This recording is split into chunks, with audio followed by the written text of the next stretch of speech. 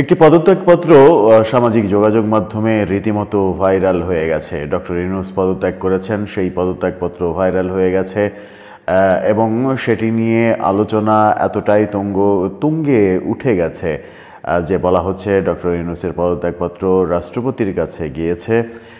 Doctor Yunus পদত্যাগ করে চলে যাচ্ছেন। পরবর্তীতে কি হচ্ছে সেই আলোচনায় এই ভিডিওতে করব। দর্শক থাকবেন পলিটিক্স টিভির নিয়মিত।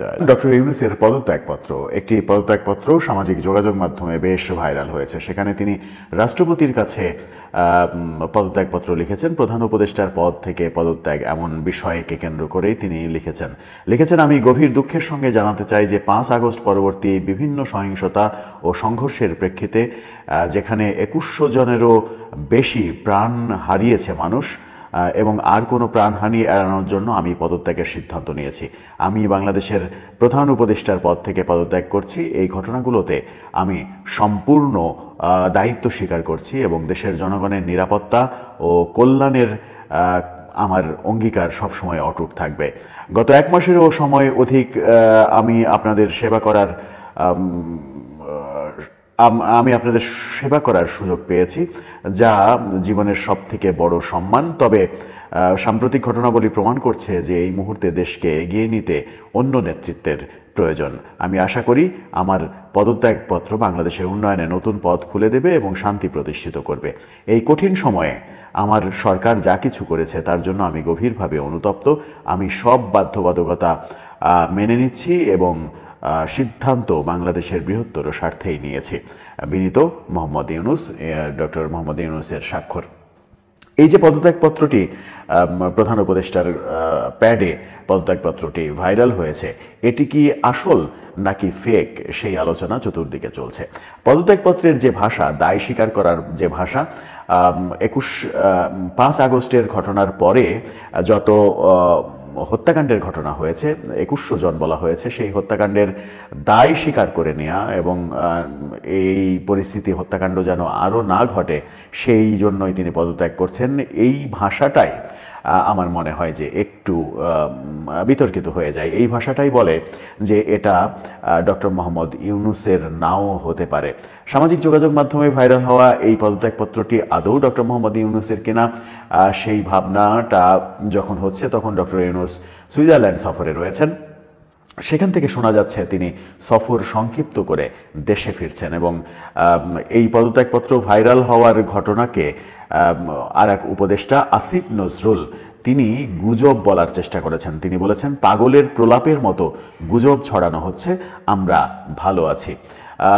উপদেষ্টাদের সম্পর্কেও নানা রকমের কথা চলছে। 2 জন উপদেষ্টা আসিফ মাহমুদ সজীব ভুইয়া এবং মাহফুজ আবদুল্লাহ তারা দুবাই চলে গেছেন।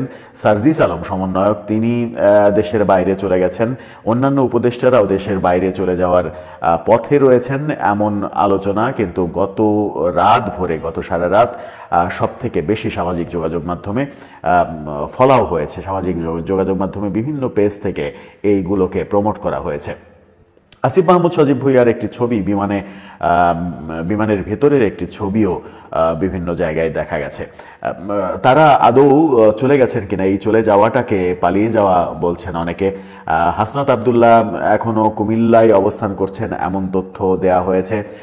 ছাত্রলীগের সাবেক সাধারণ সম্পাদক সিদ্দিকী নাজমুল তিনি তার পোস্টে এই আসিফ মাহমুদ সজীব ভুইয়া চলে গেছেন, মাহফুজ আবদুল্লাহ চলে গেছেন, সার্জিস চলে গেছে, হাসনাত আবদুল্লাহ এখনও কুমিল্লায় রয়েছে, এরকম বিভিন্ন ইনফরমেশন দিয়ে একাধিক পোস্ট দিয়েছেন। আসিফ নজরুল এই সমস্ত ব্যাপারগুলোকে গুজব বলে উড়িয়ে দিয়েছেন, কিন্তু তিনি এটা বলেননি যে আসিফ মাহমুদ সজীব ভুইয়া এবং মাহফুজ আবদুল্লাহ তারা যদি বিমানে উঠে থাকেন তাহলে কোন রাষ্ট্রীয় কাজে তারা দেশের বাইরে যাচ্ছেন সেই ব্যাপারটা পরিষ্কার করেননি। এখন ডক্টর মোহাম্মদ ইউনূস যদি ফিরে আসেন, এমন আলোচনাও কিন্তু চতুর্দিকে ছড়িয়ে পড়েছে গত রাত থেকে যে আজকে রাতেই সেনাবাহিনী ক্ষমতা নিয়ে নেবে। ডক্টর ইউনূস সরকার যেহেতু ব্যর্থ হয়েছে, তিনি যেহেতু পদত্যাগ করেছেন, এই সরকার আর থাকছে না, সেনা শাসন আসছে, জরুরি অবস্থা জারি হতে পারে, রাষ্ট্রপতি সেই ক্ষেত্রে একটা বড় ভূমিকা পালন করতে পারে। সব মিলিয়ে আমার মনে হয়েছে যে গত রাতটা একটা গুজবের রাত ছিল। সেই গুজব যেভাবে ছড়ানো হয়েছে তাতে অনেকেই আমরা সত্য বলে ভেবে নিতে পারি। আমি যদি আমার ব্যক্তিগত মতামত দিই, তাহলে প্রধান উপদেষ্টার যে পদত্যাগপত্র ভাইরাল হয়েছে, সেই পদত্যাগপত্রের ভাষা যেগুলো লেখা হয়েছে, 5 আগস্টের পরে হত্যাকাণ্ড, 2100 জনের মৃত্যু, সেগুলো দায় স্বীকার করে নেওয়া, এই কথাগুলো ডক্টর ইউনূস যদি পদত্যাগ করতেন এবং তার পদত্যাগপত্রে নিশ্চিত করে এই কথাটা লেখা থাকার কথা নয়। কারণ এত বড় দায় স্বীকার করে তিনি নিজেকে বিপদের মহাসমুদ্রে ফেলবেন, এতটা বোকা ডক্টর মোহাম্মদ ইউনূসকে ভাবার কোনো কারণ থাকতে পারে কিনা সেটাও একটা বড় বিষয়। যাই হোক, এখন পর্যন্ত পদত্যাগপত্র ব্যাপারটাকে গুজব বলেই ধরে নেওয়া যেতে পারে। দেখা যাক শেষ পর্যন্ত এটা গুজব হয় নাকি সত্য হয়।